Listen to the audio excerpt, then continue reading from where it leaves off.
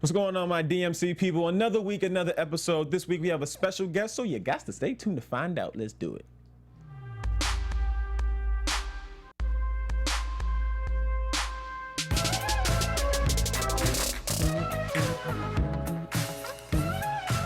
We doing what, 90s? Yep. Hey. Hey. And you always got to throw that body roll. Kel always got it. Body roll.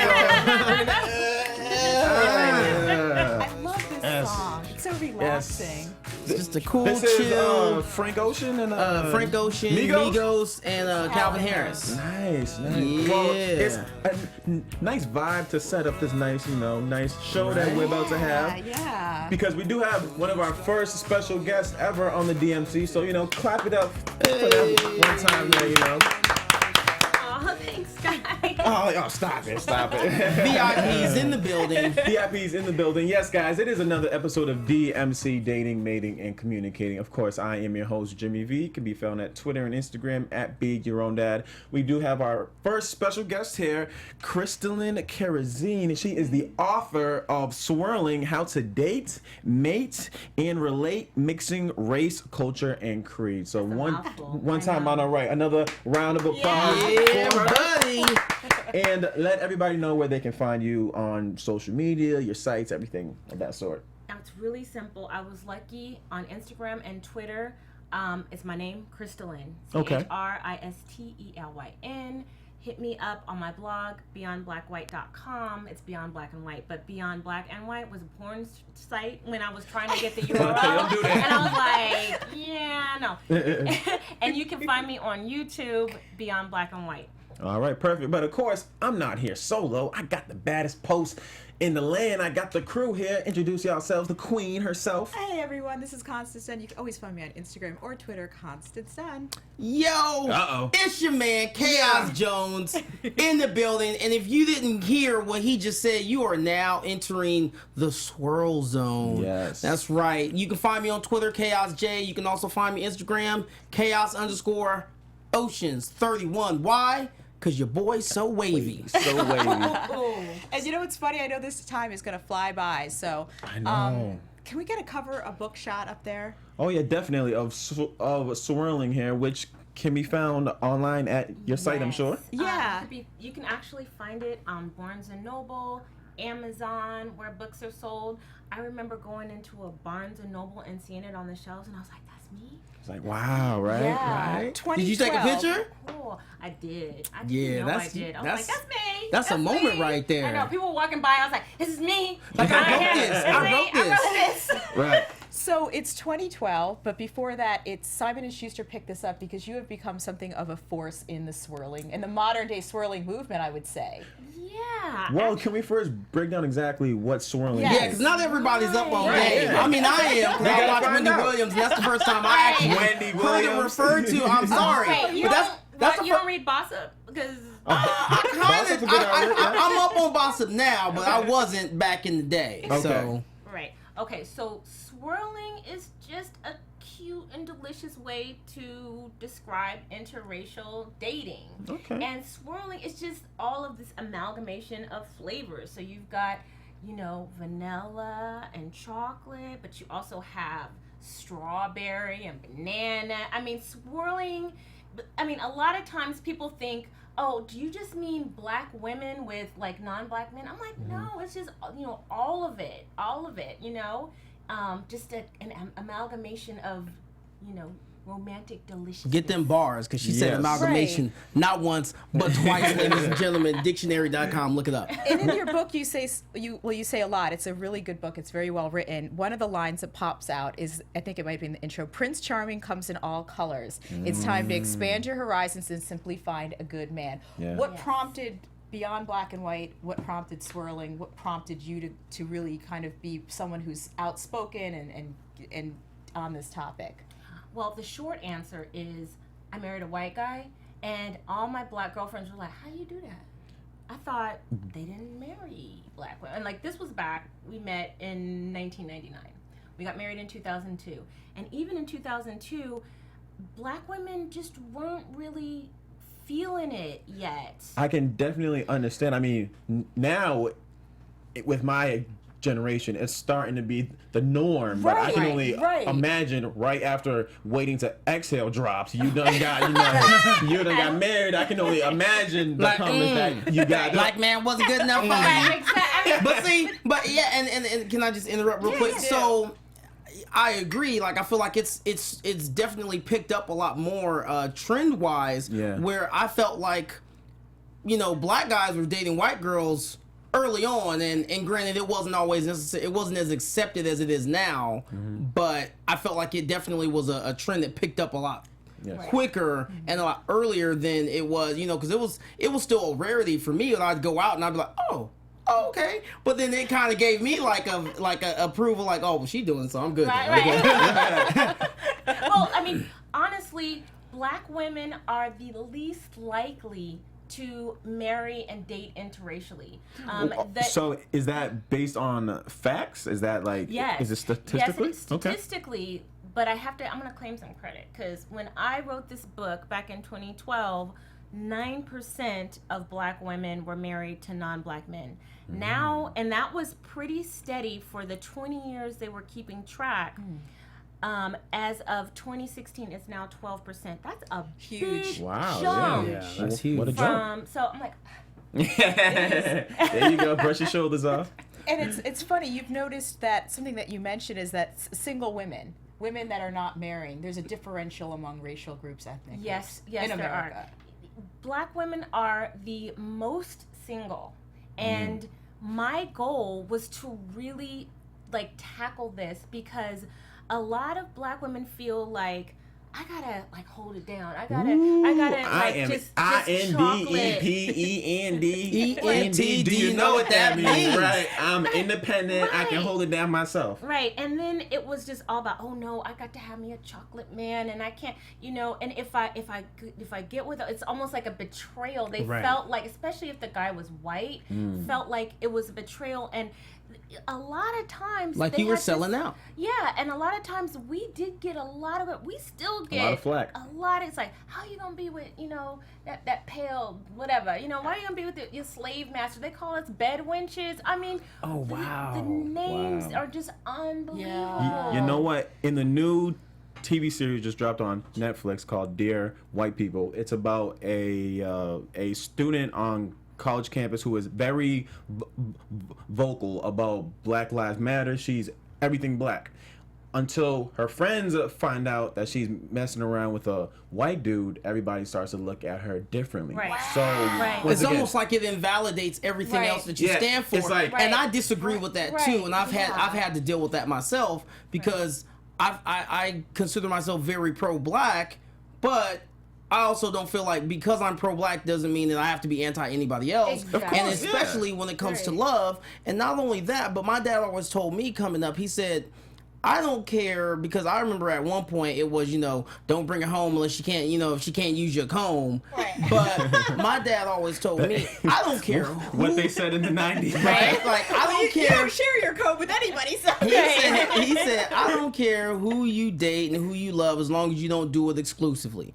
So, don't just exclude yourself to only one race, only one type of person. Yeah. And I was like, okay, cool. And that kind of let me know that it was okay to explore different things. So I always would say, I like what like me, because sometimes I might be, this particular black woman's cup of tea, and sometimes I might not. I might be digging her, and she might be like, I'm cool, Kels. I'm straight. Right. You go where the love is. You go with exactly. Yeah. And here's the thing, very profound statement, but just because you're dating interracially or married interracially doesn't mean you're not black anymore.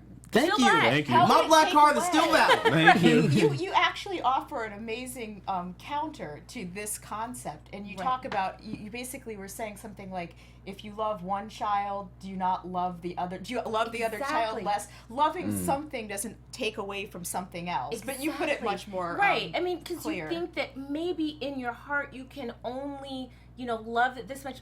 The way it's a gift, I think, from God or from, a higher power, that we have this endless capacity to love and love in different ways and to adjust and adapt. And for me, it's all about you go where you are celebrated. That's what I've always said. And I've always said, listen, it's hard in them dating streets. It is, and you really, if you're excluding people, then You're missing out. You're missing out, and then the numbers are just not there. So, in order for the numbers for you to have the most likely success, you just gotta, put yourself out there. Don't, keep anybody out of consideration.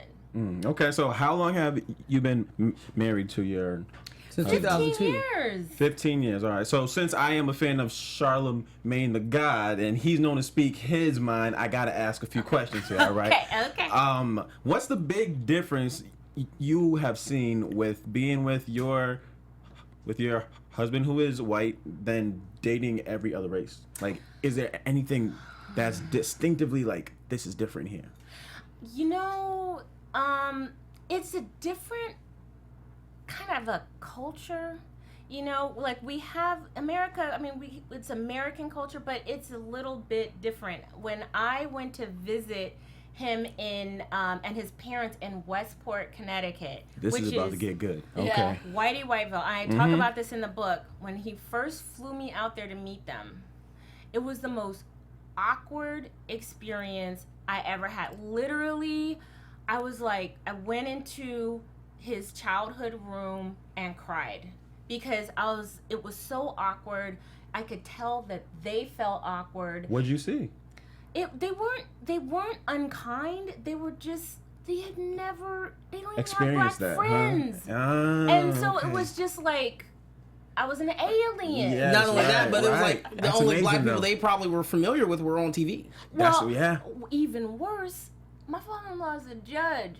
Mm-hmm. So he saw some not nice, and so he had these impressions, and I had to make a choice because my husband was a really good guy, one of the best guys I'd ever dated. We had done so many fun things together, experiences that I'd never done, like going to the Philharmonic, box seats, and he would make dinner and like in a picnic, but like I was like, you do picnics? This isn't a Ladies, did you hear that? Get yourself a white dude, okay? You're going to picnics over here. And then on the flip side of that, fellas, I need y'all to step your game up. brothers. Okay. There's no such thing as anything too corny when you're doing it in the name of love and you're trying to, woo nice your tie woman. up there. Okay. Exactly. Bam, Like see that. what I did right there? Yeah.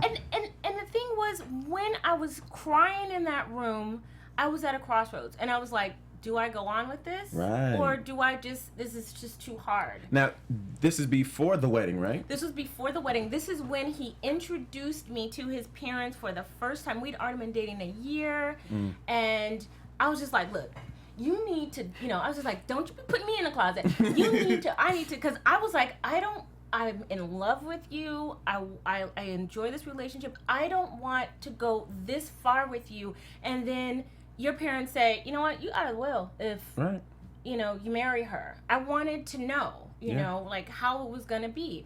But when I was in that room, I decided the person that created this wonderful man, the people who created this wonderful man can't be bad. I'm going to give them a chance. Give them a chance. Yeah, exactly. And a lot of people, not to cut you off, they stop right there because They do. all of their preconceived notions. They're saying, you know what, it's true. Let me not go down this road and see actually was actually true. Yeah, and that's and honestly, for some people, it may just be too hard. I'm not going to judge them. I'm just going to say the decision is going to be an individual one. But, because they weren't nasty to me. It wasn't like he was just like, oh, so you're the N-word that he's been seeing. And, I mean, they weren't doing that. And so I had to make the choice. I said, I'm going to be patient with them. Nice. And now they're like my mom and dad, like literally my mother. I mean, I call them mom, and dad. And they've been supportive and wonderful. It took them a while to come around, but you gotta, be patient. If you think it's worth it, be patient.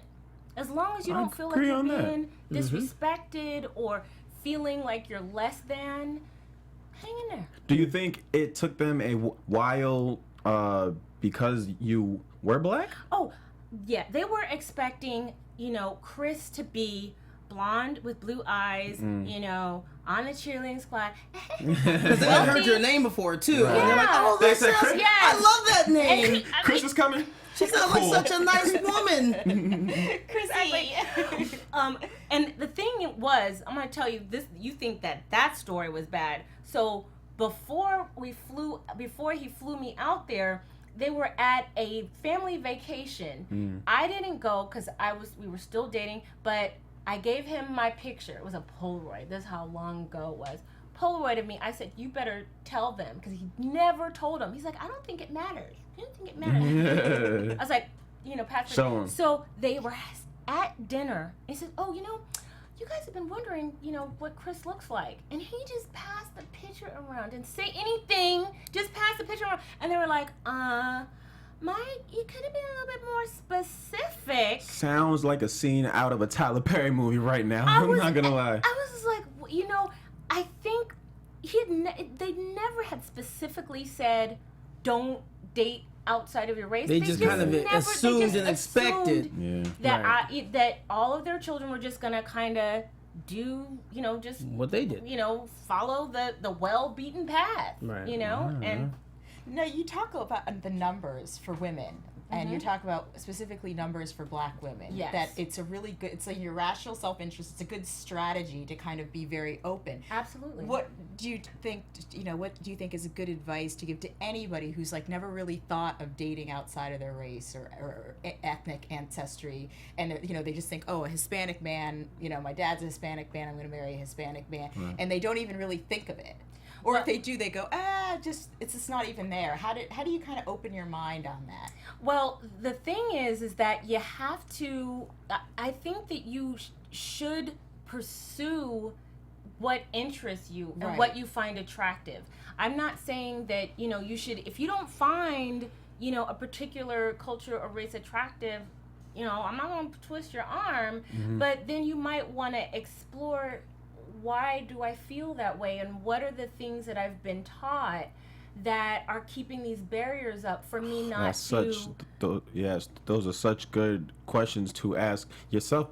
Absolutely. Just because I felt the need to share, which I shared with you guys in my last relationship. She was of Mexican descent, and we were together. Her friends, when she told them that she was dating a black guy, she got all this flack. Really? Why? What? She got all these rude messages and then all this stuff.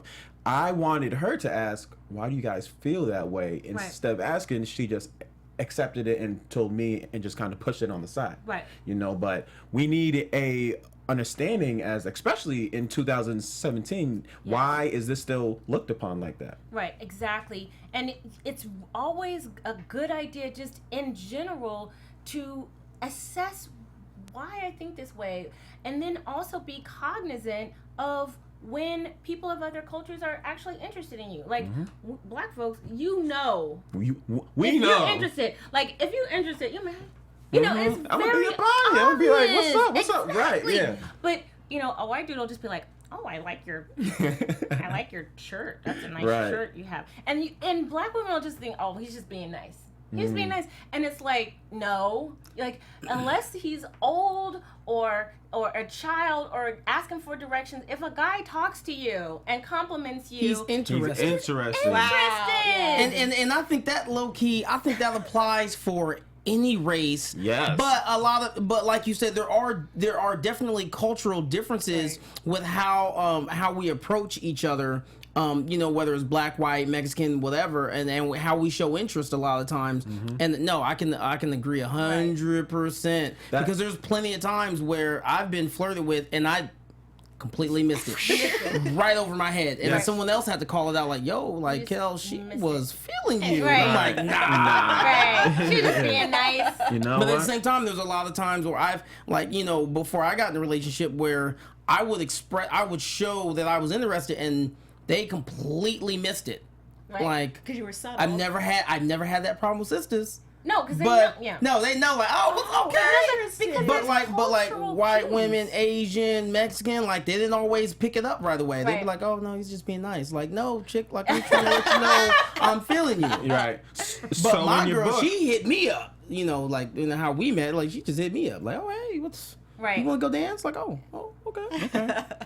do you speak on these cultural cues in your book? Yes, I do. Because Black women, I love you. You were my sisters, but y'all miss it. You guys are so lazy when it comes to knowing whether a guy is interested in you because we were been spoiled. Like, you guys do not make it a secret. Like, if you're interested, We'll let you know. We'll let you know. But there's a lot of times, especially Asian men, it'll take forever. I mean, I thought that they weren't interested. It wasn't until I did this book that I was like, you mean Asian dudes like Black women? I had no idea. Yes, they do. Yeah, but I didn't know. And it was just like, did you know that it's considered rude to look, you in the eye if you're an Asian person? It's considered disrespectful. So they're not going to be staring you down, hey, because that's in their culture. That's not something that you do. And also, they tend to, they don't just go up and ask girls out. It's usually in a group of friends. It'll take some months and months, and then finally they make, work up to it. But these are all things that we talk about. These subtle cues. Hispanic men are like Black men. Italian men are like Black women. They don't make it a secret if they're interested in you, but there are just some subtleties that, as women, particularly as Black women, because I said, we've been spoiled by you guys. We know when you're interested, but we totally miss it. We'll walk past 5 non-Black men who are checking for us. We won't even notice. And then the Black dude will be like, hey, shorty. Oh, yeah, okay, so one guy liked me. No, 6 did. Everyone did. 6 okay. did. So then to educate our audience out there, what's a few ways to open up your eyes to these social Right, cues? strategies. Well, you know what? The first thing is, and this is what I love about you, Constance, and your book, is that whenever you go out, be ready. Like whenever you and I liked, I listened to a couple of your shows, and you guys were on like the second episode. You guys were talking about basic hygiene, but it's just don't go out, in sweats and a shirt. You never know who's gonna be. It could be that I'm guy guilty of behind that. you. I ain't gonna lie. I be going everywhere with sweatpants. They be like, Jimmy, what are you doing? I don't care. But the opportunity. It is true though, yeah. And so you have to at first just open your eyes. It could be the guy who's, at the supermarket behind the meat counter who's like, oh, hey, let me give you some extra slices of blah, blah, blah. Okay, you might be asking, so why is he saying, he didn't ask, give them extra slices of bologna. Why is he giving me extra? Yeah. He likes you, That's right. Flirt a little bit. And also be comfortable talking to everybody. Yes. That's And so Allow true. yourself With to no give off an end game. approachable disposition. Oh, right. Yeah. There's so Yes. many times where I've seen women and I'm like, man, like she's attractive, but she does not look approachable. Right. He's got like resting bitch face or That's whatever. right. Me mugging the whole party. And I've want to be learned, there. and fellas, again, take notes. I remember reading this where it was an article that said women hate when men say you should smile. You need to smile. Oh, yeah. But again, that's something that, granted, I understand why women would, be irritated when guys say that. But that's another way that a man is trying to let you know, like, I find you attractive, I'm interested in you, but you look like you're mad. Right. And that's the thing. And that's the thing that a lot of especially with I hate that I keep trying to like pigeonhole Black women, but a lot of times the smiling thing is a body language. It's an opener to say I'm open to date. You don't just go around and be like, Right. but just be pleasant and open and give an energy of openness, and don't be afraid to talk to everybody with no end game, but just you never know what you discover. Don't just go and then do stuff different. Don't just go to the club. Don't just go to the same 6-block radius that you always do. You need to Venture go out, right? Yeah. Go to Chinatown. Go to the salsa festival. I'm going to Toronto for the salsa festival. Go to festivals. Go to different cultural events and expose yourself to different things and talk to everybody. You know what? That's so funny. I was just reminiscing with one of my boys, and we were just talking about back in the day how whenever there was a girl from another city or something, that girl, she seemed so much more interesting than all the Right. girls that we dealt with back home, because we see them every day. We go to the same 6-block radius. And you see them in the same scenarios, in the Right. same places. So then when you go out of town and meet them, they could be a loser in their town, but we think, oh man, they're the best. Like new stars. It's something Like, it's new. also something brand new, That's fresh out the right. package. I just also, and now I said I just lost my train of can we thought. get the chat? I'm sorry. yeah. Oh, yeah. Yeah, can we throw up the chat? But what I was going to say was, and then I know you know, some of you out there might be like, well, how do I find out about these things? It's easy. LivingSocial.com, Groupon, Gold Star. If you Meet just up. sign up for these things, meet up. If you just sign up and then just kind of just, you know, when you have free time, you're on your phone anyway, scroll through and see what they're offering, because then that's when you'll start to see things like, oh, that could be interesting. And it's next month. Boom, I don't have anything to do. And then that's how you start to find out about all these different events, because nobody's going to just tell you, hey, there's this random taco and beer festival down the street, happening downtown, next month. So if you sign up for those type accounts and stuff, that'll be a source right there. And not only that, well, that'll give you a lot of good, a lot of good things to work with when you're trying to plan these dates for all these new women and or men that you're going to meet. Absolutely. Now you can wow them with the fact you're like, oh, I was thinking we can go check this out. Oh, I've never done that before. I know you haven't. Boom. Boom. And then And let's you're start welcome. doing things that you haven't done before. Like, go wine tasting.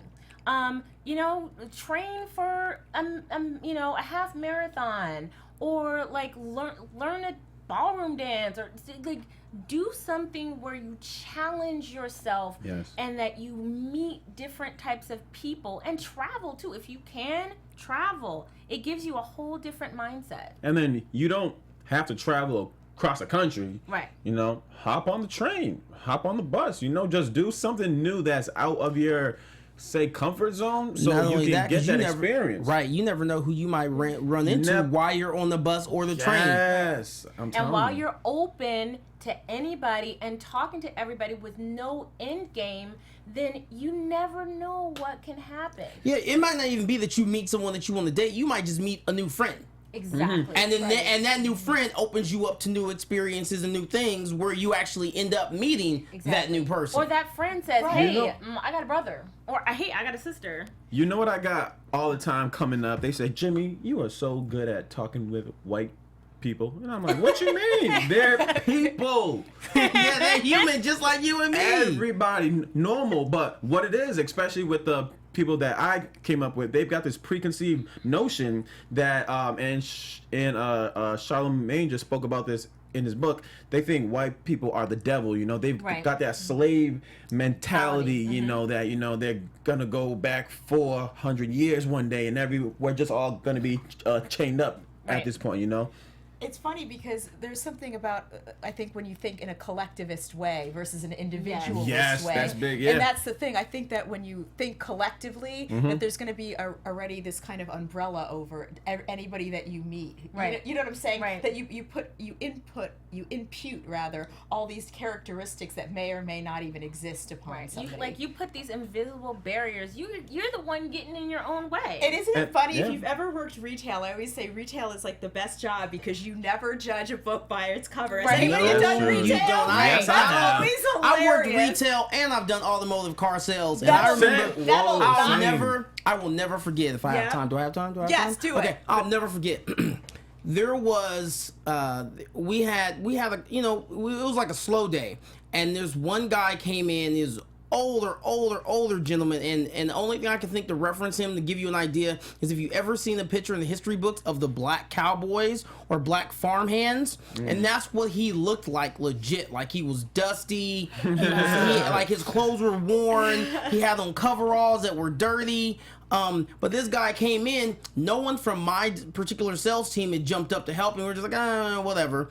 And we continued doing what we were doing. Turns out he had just won the lottery, and he bought not 3 but 4 cars that day. That's We rare. got Never judge a we book got by our its butts cover. chewed up. Yeah. Hence, Yeah. again, like you said, never judge a book by its cover. Same with retail. I've had people that I would not expect come and drop hundreds. Right. And I'm like, Don't even, and you can tell who they are because they don't look at the price tag. No, not at all. And they I'll point. take this. Right. I'll take And this. they don't look anything like what you Right. think. And you're just like, Yeah. and you know you have a score because they're like 20 things in the fitting room, and they're like, yeah, I'll take this, and that, and you just like, and you know you're gonna make your goal that day. You know That's you're gonna right. make your goal. Yeah, Yes. but I think that's one of the biggest impediments, like psychologically, that Yes. the people have. Like if they meet somebody and they impute all these characteristics on somebody, and Absolutely. I think that's like a big mental block Yeah, there.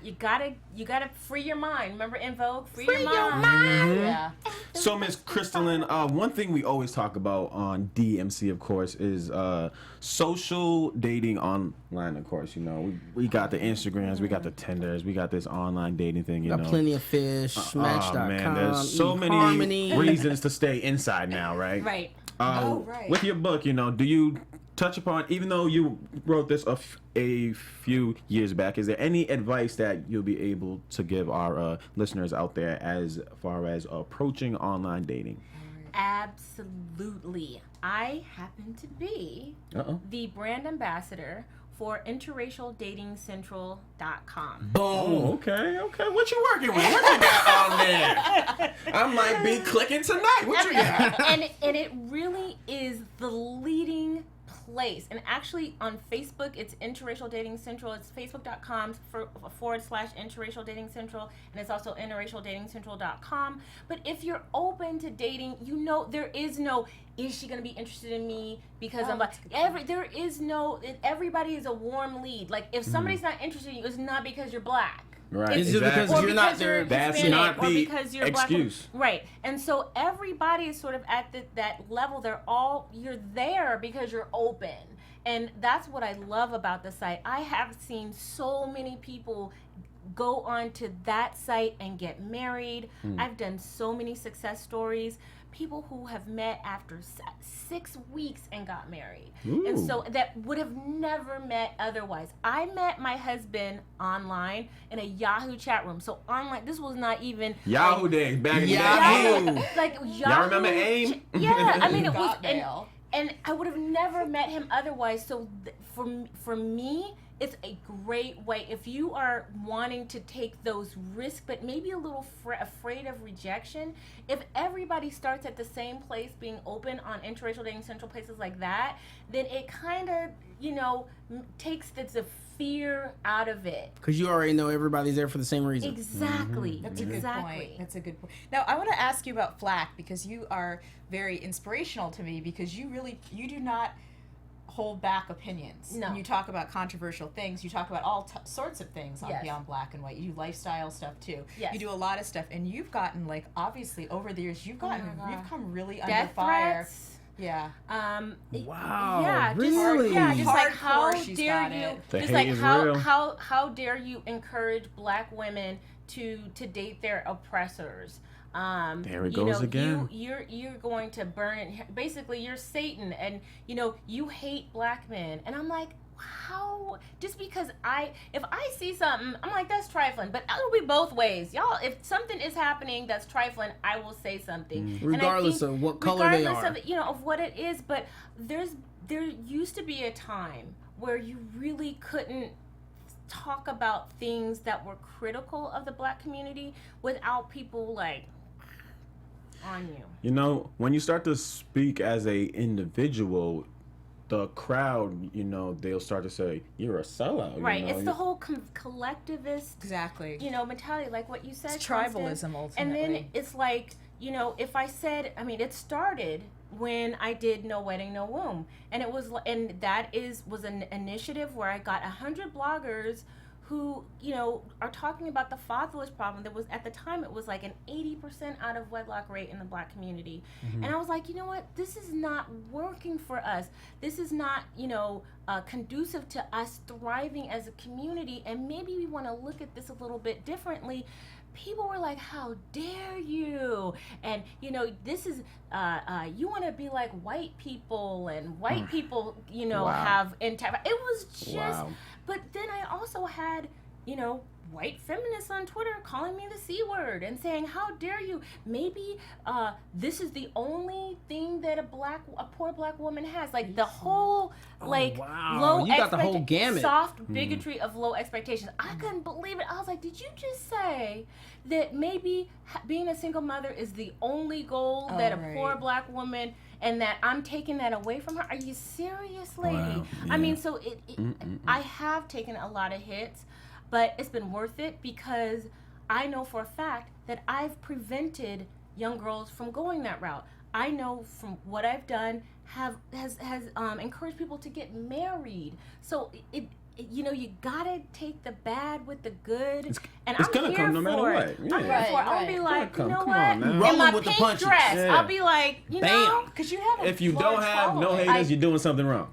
if you Google black women interracial dating, you will find me. I kind of own that space. Yeah, and it's funny. It was a funny thing. I was on your podcast years ago when my book Practical Glamour came out, and it was funny because it had been mentioned in Cosmo too that month, and I thought, oh wow, Cosmo, I've hit it big. I'm going to sell a bunch of copies. My sales came from her. She said that Look she at liked that. the book to her audience, and it went, and I got a lot of your people that emailed me, your audience, and they said, oh, it was really funny. Well, we gonna sell some more books. There you go. Yeah, we Liking gonna my push them book? sales swirling out right now. Get it? Yeah, absolutely. It's funny. King Boulevard, South Central LA. Shout out. Shout out. Thank you for joining us in the group chat, of course. Hey now, I used to live there for about 5 minutes with some family. About 5 minutes. About You 5 mentioned minutes. something interesting, and I was just curious where you think this came from. You guys mentioned a double standard before, and in your book, Swirling, you talk about how when you went to a family get-together, it was extended family, and there were lots of cousins there, and you had a picture of your new husband and your little baby, and it was passed around, and people were kind of like, Yeah. Yet, a lot of your male cousins had Hispanic. Well, it was the girlfriend, female, yeah. and just Oh, as I said, okay. you know what? It was actually a funeral for my uncle, and everybody, you know, had a lot of family in from Texas, which is where, you know, our family comes from before we moved to California. And so I had just recently, I was so happy. I was showing them like my photo albums and everything, and a couple of the women were snickering, and when it bothered me, but I didn't say anything. But when I was doing research for the book, I called one of my cousins who was laughing. I said, you know, do you remember that time that you did that? What was going through your head? And she's like, oh, well, you know, it's just different, you know, and we just want to make sure that, you know, people are with somebody for the right reasons. And I was like, wait a minute. I was on don't sound right. I was on the property of you know, these women's with their sons and their nephews, and I saw biracial kids. All the grandkids are mostly biracial, and all the, you know, wives and baby mamas were white. And I was like, wait a minute, so you're fine with all of your biracial relatives as long as they come from the black male side, but I can't. I mean, like, it just didn't make sense. It doesn't make sense, yeah. No. But and it's like, well, why are you so worried about my welfare? You're not worried about Theirs. Mhm. Like, and to okay. me, it's just this thing, like, you know, they can do it, but you can't. Yeah. Why is that? I mean, do you have any ideas? Because A double standard? It's a But- double standard, and Okay. it's just a patriarchy Okay. thing. Mhm. You know, it's like, you know, they're entitled to do this, and Welcome, you know, welcome to America. and you're not. And if a white man, and it goes back to slavery. I mean, let's just, you know, they have these notions that if a white man is interested in you, it's for nefarious reasons. And I was like, this man married me. This is a quarter of a carrot. Let him know, girl. I Yeah. had 3 of his babies. Like, I've been married to him 15 years. Like, how much does he have to I'm a stay-at-home mom. How much does he have to prove that he's not around for nefarious reasons? Right. But it's just this mentality, and it's sometimes you know, it's like when you took your Hispanic girlfriend, like, did you like to a family reunion and you're just like, oh my God, Uncle Larry, just don't talk to Uncle Larry. You stay away from him, right, and her, okay? Right. She's cool, he's cool, but Right. you know, steer clear of so and so. Yeah, it's stressful. That's a stressful thing that you don't have to deal with when you're both the same color. But you know what? You got to decide if it's worth it. To me, it's worth it. You know, it's so funny on the topic of culture and the how much it drives maybe behavior. You can be of the same race but be so radically different from somebody of your own race. I mean, one of my first boyfriends in college, he was just like me. He was a suburban kind of middle class kid. He was black, and we didn't have any kind of, there was really no differential culturally. Do you know what I mean? We were I would probably have more in common with him than I would with maybe someone from like the deep south who was from a very rural area. So a lot of it is, it's really interesting. It's not just race, it's culture too. And a lot of times we force it. We're like, oh, you got to be with a black person, you know, any black person. And it's like, you know what? If the only thing we have in common is melanin, like how then we don't have a lot in common. Right. And sometimes, and I talk about this in the book, sometimes you can have the most compatibility with someone who doesn't have share your melanin content. With my husband, we both like to cook. We like to do the same things. We had the same values in terms of how we wanted to, be married and have kids, and we had the same political type of view. We were very similar. Right. And I was like, ain't nobody gonna tell me that I have to be with somebody who's black just because when I have so much in common with this person. And like if it's wrong, I don't want to be right. Exactly. Yeah. That's true. You know what? I didn't even need to write this book. I should have just said that. It's like one page in there. That's Wrong, I want to be right. Squirrel. Done. We've done a little episode here before where we talk about how to kind of assess what you really want romantically, because sometimes what we say we want and what we actually go after, there's a big gap there, right? Absolutely. So one of these little exercises that we had, which was just write down on a piece of paper your must-haves and your likes-to-haves, right? So that can change from time to time, just so you're clear on like what you really must have in a mate. Absolutely. And you talk about in the book, you mentioned that when you think about things that you like and your values, those are not just confined to like one racial or ethnic group. Right. Those are universal traits. Right. And so likewise, your must-haves and likes-to-haves, it's not like that has to be a specific thing. Right. And a lot of times our lists are very superficial. And you need to look at that list. Oh, he must be 6 feet tall. He has to be this shade. He has to have this kind of job. He has to have this, all these superficial things, instead of saying like, he must be loyal. He must respect me. He must respect me. He needs to be smart. Like for me, that is a the wrong non-negotiable. things. I don't care how fine you are. If you're dumb, if I can't use 3-syllable words with you, or maybe 4-syllable words like amalgamate, and you like, what does that mean? Are you trying to be like, you think you're smarter than me? You think you're better than me? I'm like, no, we can't. We can't do that. And so you need those negotiables should be about the intrinsic characteristic. And the bottom line with all of this is choose character above color. And so you're gonna have to challenge that list, but in everything you do, choose the character above the color, and you won't go wrong. You know what I like about you is you actually haven't only written a book about this this swirling idea, but you're actually living it. It's something you go through every single day. So it's not a research project or anything of that sort there. It's actual life. And it's funny, speaking of hot guys, just because the book's really funny too. Okay, I'm quoting, "Women put up with hot guys who treat them like trash every day. It blows my mind at what a girl will do for a fine man who could sell pants to a snake." Right. But there's a lot of just funny turns of phrases, and I love your 3-date rule. The first date is about compatibility and attraction. Second date is the more of the same, and the third date lets you know if you really want a fourth or a fifth date. Right. And it's really just not about wasting anybody's time.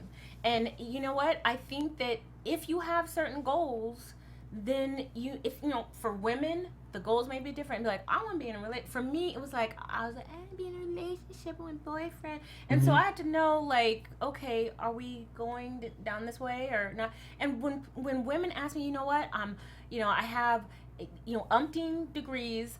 I have, I'm successful in all these things, but I haven't found a mate. And I said, well, because you were focused on all of these things and you were dedicated. You have to work on a relationship, work on finding a relationship like it's just a like job. working on yourself. Yeah, we speak about this all the time. Yeah. But I mean, it's not to say that you're gonna, try to wrangle and arm wrestle somebody into like, we got to be in a relationship. You gonna be with me? Exactly. How you gonna love me? Right. Exactly. But you're gonna be like, okay, you're gonna know, after the third date, are we gonna be friends? And I will wish you well, or are we gonna move forward? And it's very efficient.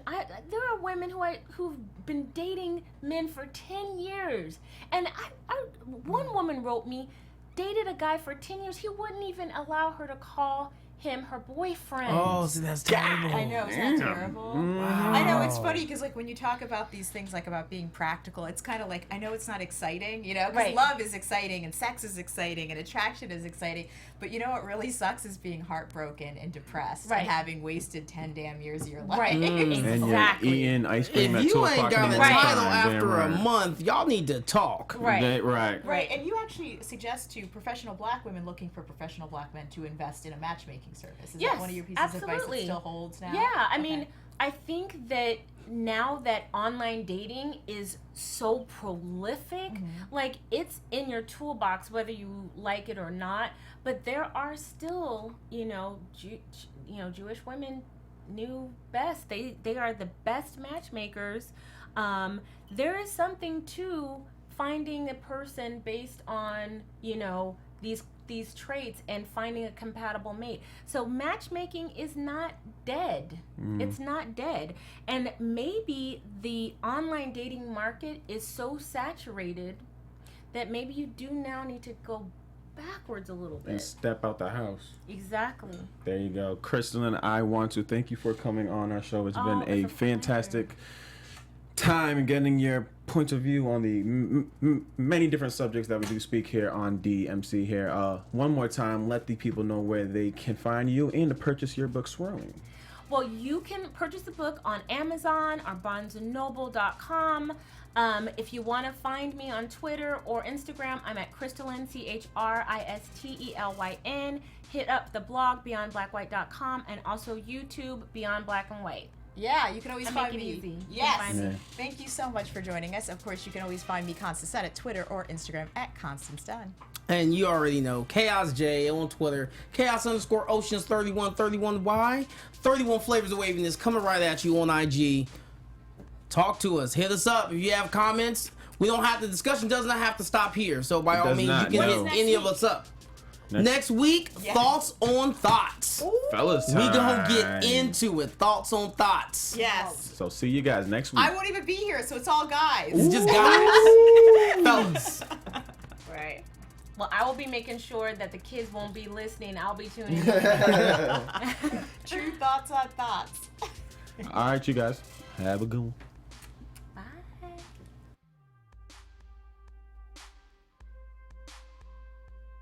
From executives Keven Undergaro, Dario Christie, Tiana Hobson, and the entire BHL staff, we would like to thank you for supporting Black Hollywood Live, the first online broadcast network dedicated to African American entertainment. For questions and comments, contact us. info@blackhollywoodlive.com. Like us on Facebook, tweet us, or Instagram us at BHL Online. And I am the official voice of Black Hollywood Live, Scipio. Instagram me at KingXOBay. Thanks for tuning in. People in. Black Hollywood redefined. Redefined. Ooh, that was... The views expressed here are those of the host only and do not necessarily reflect the views of BHL or its owners or principals.